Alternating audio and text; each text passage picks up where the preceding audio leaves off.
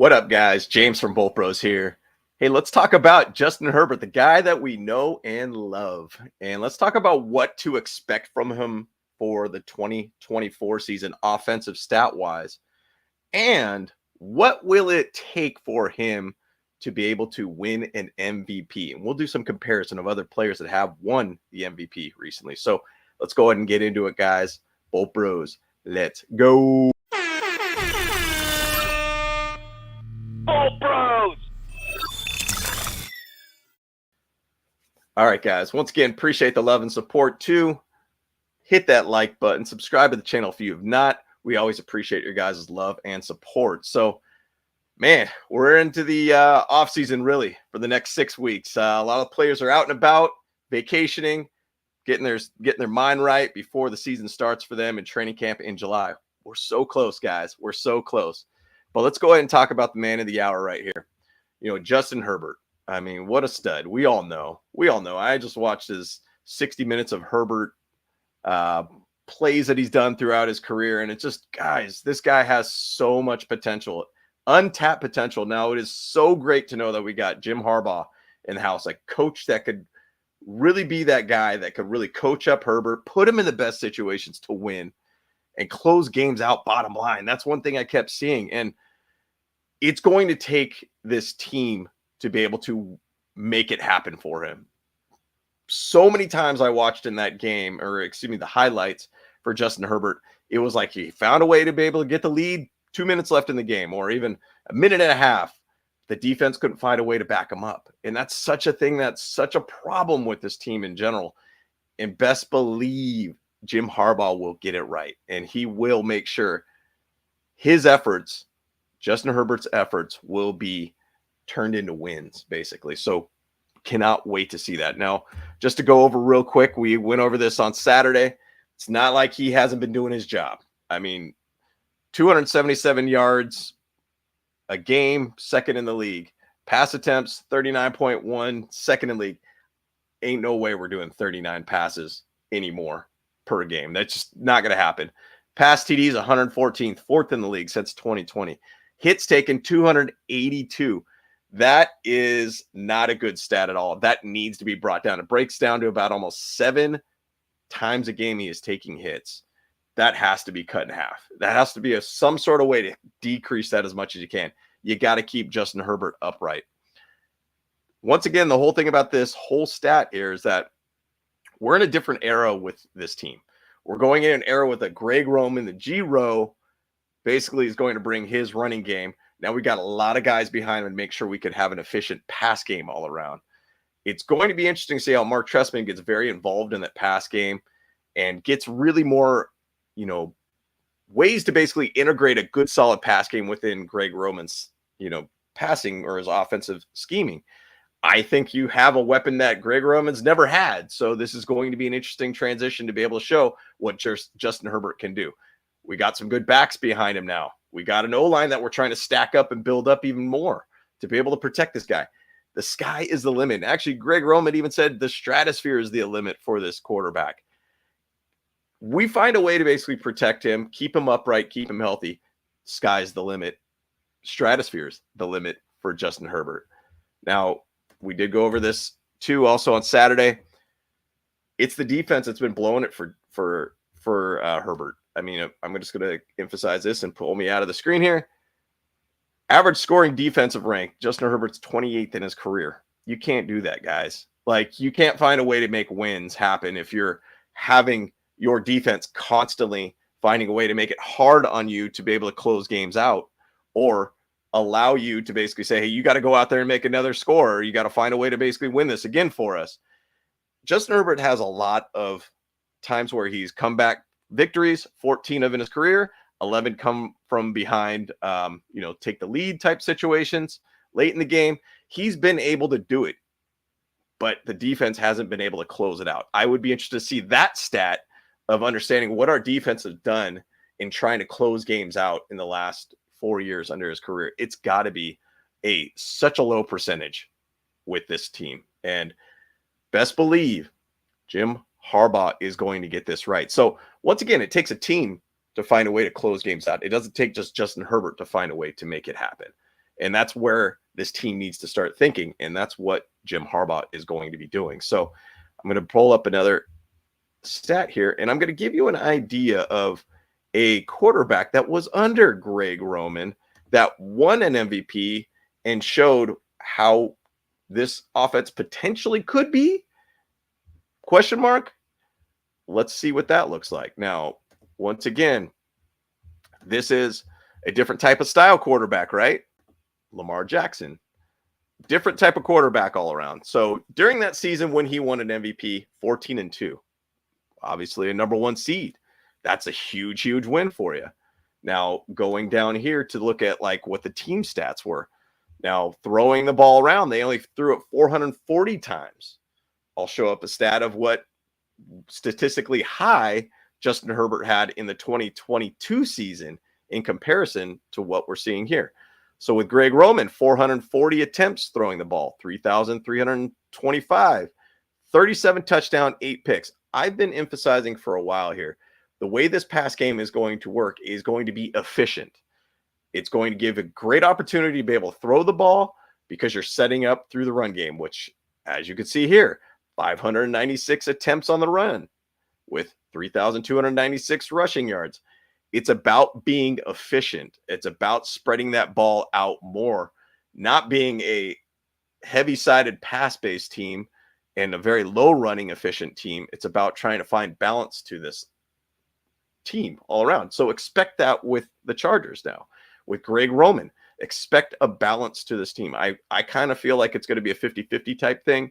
We're not going to see 39 passes in a game from Justin Herbert, albeit I'd love to see it. I love seeing him throw the ball around the field, and he does a great job with it. But it's about just being efficient with the ball at this point. Now, I'm not saying he's not going to throw the ball downfield. What I'm going to say is that he's going to be setting up a lot more with like a play action pass, or he's going to possibly roll out of the pocket. I think personally that's what he's going to use. His legs a little bit more, find a way to out of the pocket, but also he's going to have a very strong line in front of him to be able to allow him to have a run game and possibly even close games out with the run game for once. Gosh, it's been a while since we've seen something like that, right? I mean, that goes back to the whole LaDainian Tomlinson years, Marty Schottenheimer years, finding ways to close games out by running the ball and having an efficient run attack, bottom line. It's been a while, guys. So this is going to be fun to be able to watch. So bottom line, what I'm emphasizing here is that we're going to see a lot more of these balanced type games where we're not going to be overly, just chucking the ball around all over the place. We're going to find a lot more rushing type situations here too. So like if you look at this, Mark Ingram was the top back there, 202 yards rushing, 1,018 yards. Lamar Jackson being the number 2. We're not going to see that from Justin Herbert, but he did have obviously a phenomenal, rushing season too on top of his throwing season. So basically 7 touchdowns with 1,206 yards total rushing. Crazy thing that you start looking at it too, and you say, okay, let's see what he did for a passing game. Well, he was, 401 attempts, 66%, 3,127 yards passing, 36 touchdowns and 6 picks. You need to have that really, that's almost a 4-to-1 ratio, essentially. 4 touchdowns to 1 pick. That is massive with a QBR rating of 83, total rating of 113. Justin Herbert hasn't had a total rate of 113 or 100 in his career. So once again, that's going to be something that's going to be required. So 2 things that are probably going to be required here is you need to be a number 1 seed, first off, in the playoffs, or to get to the playoffs. Probably need to be at that level. You need to basically have a very high QBR or quarterback rating. You need to be able to have a very low interception touchdown ratio, and you need to have a run game to really balance out the whole team. Now, that's what's going to be required from Justin Herbert. Now, once again, he's not Lamar Jackson. He's a different type of quarterback. He can be a very, very good, strong runner like Lamar Jackson is. He can throw the ball better than Lamar, in my opinion. Bottom line, it's going to take a lot for this team to be able to really make sure that he finds a way to get wins, bottom line. That will be critical. Get wins, find a way to make a defense that could actually get wins and close games out and make those critical stops, not those stupid little mental errors that we've had. You hear coming out of the OTAs, everybody kept talking about details. I think those details are those mental mistakes. And trying to find a way to not have those anymore is going to be big for this team. So let's go ahead and move on real quick to just show the Justin Herbert 2022 version of him and that team. Now, why I'm emphasizing on this team is we went to the playoffs with this team. Now, it wasn't a bad season. It wasn't the best of season, but it was a season, and especially the way it ended, wasn't pretty at all. But it was 10-7. Probably should have been 11-6, getting a win against the Broncos to end the season, not have that issue with, Mike Williams getting injured in that game in a meaningless game. But at the same side, we should have found a way to win that one. The one thing I want to emphasize on this team, how unbalanced we were, bottom line. 711 attempts throwing the ball, 4,584 yards, 24 touchdowns, 10 picks, in comparison to 404 rush attempts, 1,524 yards, 15 touchdowns. And that's at 3.8 yards per attempt to the offense. It just pains me even reading this.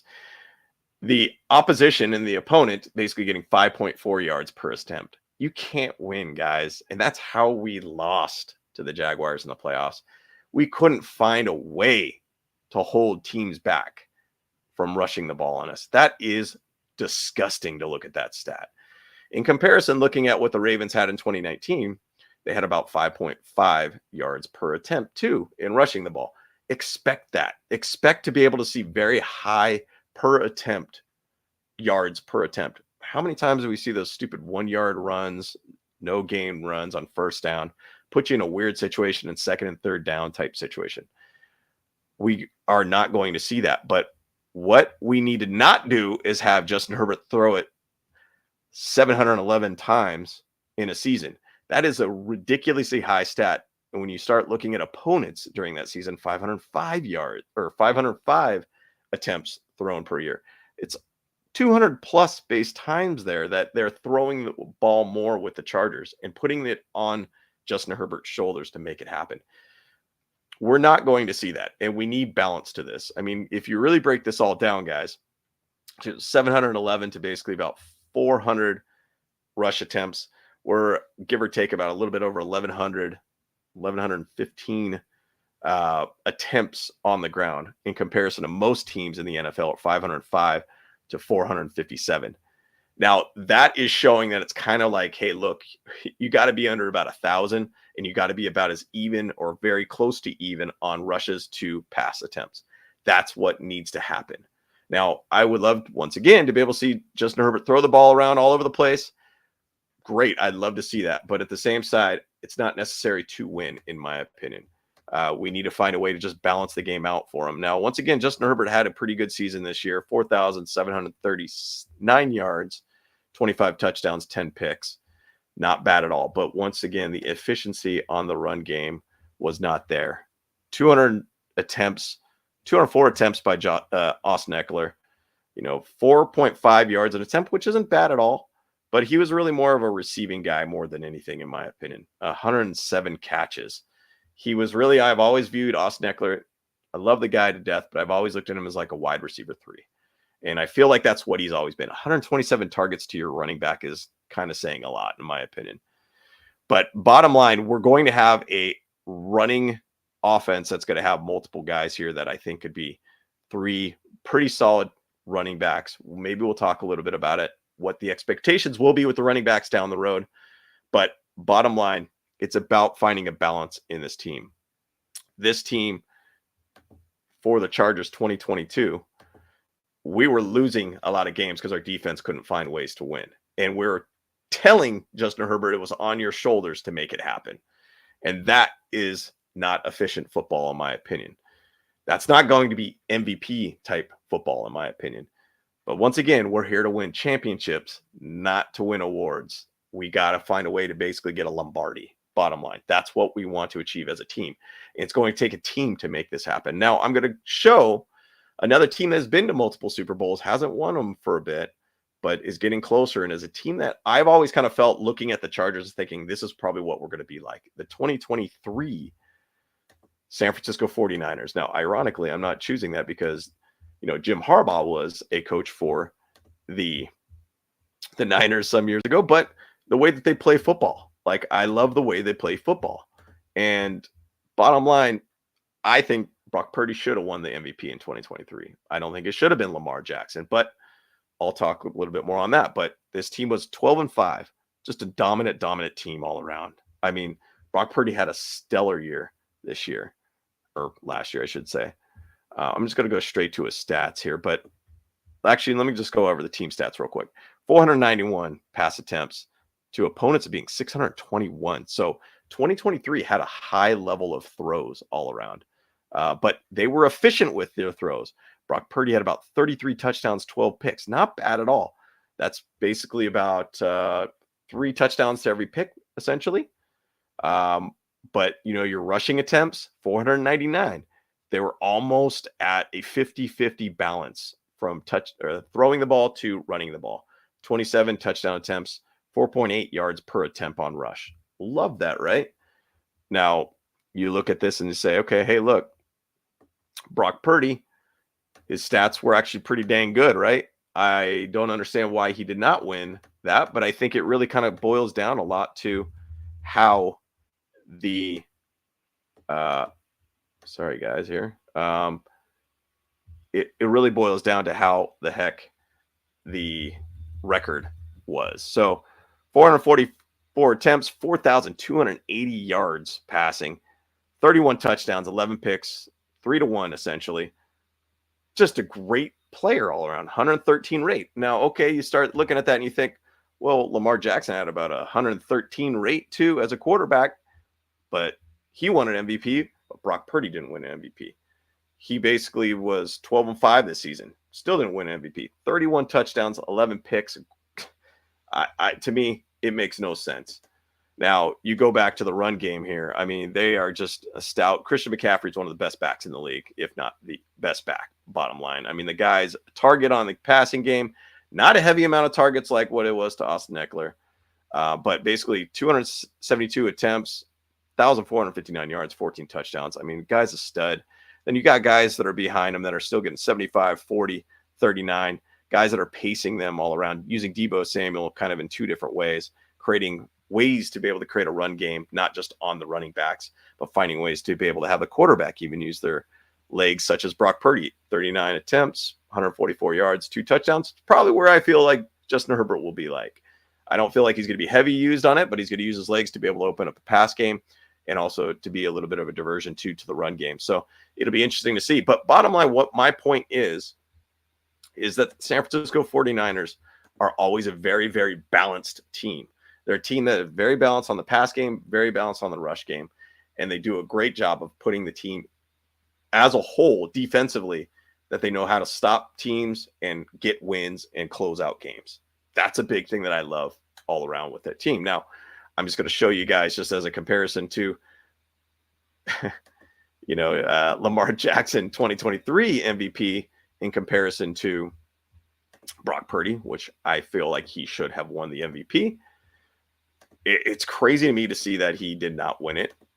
He should have won it, in my opinion, but I get it. It's probably, once again, the NFL starts looking at it and say, okay, well, he's 13-4, first in the AFC North, number 1 seed. Cool. That's what they basically wanted to see. It's like stats didn't necessarily matter at this point. So looking at this, compared to what he did, Lamar Jackson in 2019, 2019, he had 36 touchdowns, 6 picks. This year, he had 27-7. It's a down year, essentially, for him. The rushing attempts still very, very high. Didn't have his it's getting close to about 50%, give or take, on the rush to pass type of situation. Now, going down to his actual stats, I mean, 24 touchdowns, 7 picks. So that's like basically it's a 3-1 at that point. But it really wasn't the same guy. Like, lower rate than he had at 113 to 102. If you look at the rush yards too, Lamar Jackson had a lower amount of yards rushed to 821. I mean, Gus Edwards, who's our guy now, did have 810, 13 touchdowns, touchdown machine. Let's go. But bottom line, it wasn't the same season. my opinion, Brock Purdy had a better season and should have won the MVP, in my opinion. But it sounds like it's record more or less at this point. So what I'm emphasizing here, guys, is what it's going to require for Justin Herbert to be able to win an MVP and what to expect from his season is. Bottom line, we're going to see a balance to this offense. We're going to see not 711 pass attempts by Justin Herbert. We're going to start seeing in some of these ranges that a lot of these other teams are going out there where it's like 400-ish, high 400, low 500-ish passes. We're going to start seeing a lot more of the rush game being a lot more efficient. We're going to start seeing the ability to be able to have maybe Justin Herbert will have about 4,500 yards passing. Maybe he'll have a couple rush, touchdowns.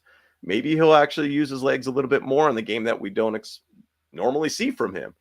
But we're going to have a run game behind him that's going to have 500 plus attempts on the ground. It's about really trying to find this balance all around on this team, guys. And so what it's going to take is Justin Herbert to get wins, bottom line. That's what it seems like in the past couple of years. It's about getting wins. If he could be a guy where he could go out there and shock the NFL and we get the number 1 seed, they're going to look at Justin Herbert at that point and say, hey, he's going to be the MVP. So what it's going to take for Justin Herbert to be the guy is this entire team to basically be a team. Be a team that goes out there and close games out for him, because there is a lot of games I've seen. We've experienced as Chargers fans, right? Where a fourth quarter comes around, and guess what? We cannot find a way to close the dang game out. The quarterback, we're playing against Patrick Mahomes. You give him 2 minutes, it's a wrap. He's going to find a way to get a touchdown or field goal to go overtime or whatever it is that he needs to do. He's going to find a way to make it happen.